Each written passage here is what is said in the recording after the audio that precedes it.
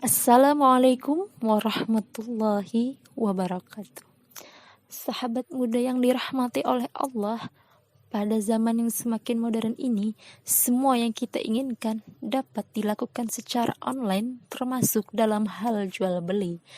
Yang dulunya ketika kita ingin membeli sesuatu, kita harus bertatap muka secara langsung, namun sekarang dapat dilakukan secara online hanya menggunakan smartphone yang kita punya untuk melakukan jual beli tersebut.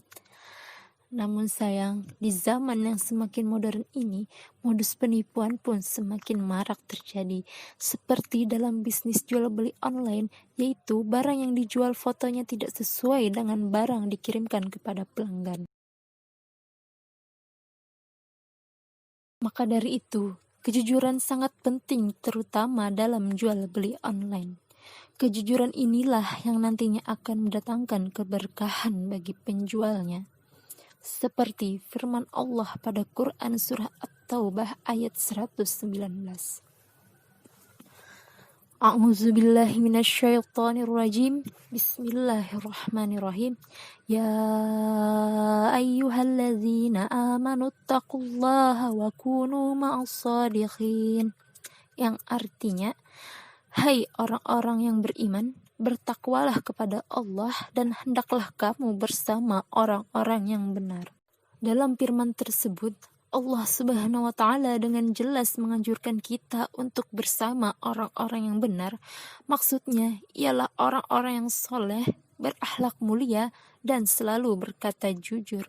Karena kejujuran itu pasti akan membawa kebaikan pada kita sendiri.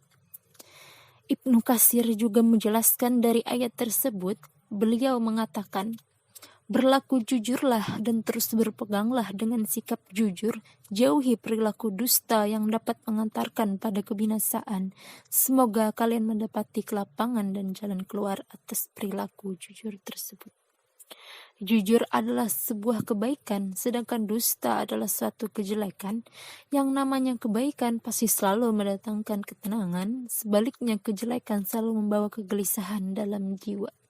Termasuk bagi para pelaku bisnis online, karena tidak bertemunya penjual dan pembeli secara langsung, sehingga bisa dengan mudah dilakukan penipuan dalam segala cara hanya untuk melariskan dagangannya dan mencari keuntungan sebanyak-banyaknya. Contoh bentuk penipuan pada masa Nabi Shallallahu Alaihi Wasallam, yaitu ketika Rasulullah melewati sebuah pasar, beliau mendapatkan penjual makanan yang menumpuk bahan makanannya, ada yang di atas dan ada yang di bawah.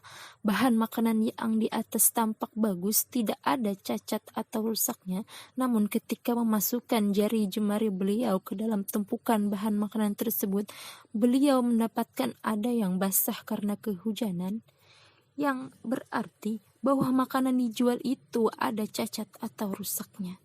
Penjualnya meletakkannya di bagian bawah agar hanya bagian bagus yang dilihat pembeli. Rasulullah Shallallahu Alaihi Wasallam pun menegur perbuatan tersebut dan mengecam demikian kerasnya. Karena hal ini berarti menipu pembeli yang akan menyangka bahwa seluruh makanan itu akan bagus.